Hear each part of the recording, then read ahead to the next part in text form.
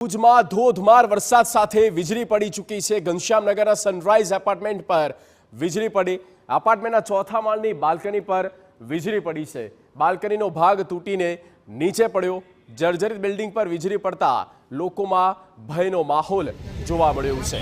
ઘનશ્યામનગરના sunrise apartment પર વીજળી પડી છે અને વીજળી પડ્યા પછી ત્યાં શું થયું, શું હાલત છે તે આપ જોઈ શકો છો।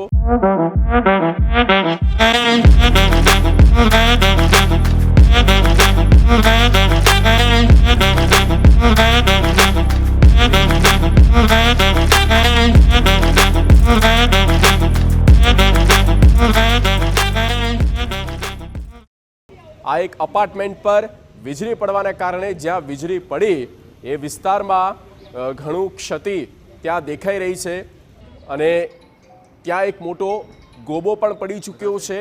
એ ફેઝમાં એ જગ્યામાં ભુજમાં વરસાદની સાથે વીજળી પડતા અને લોકોમાં ભારે કુતૂહલતા ઊભી થઈ।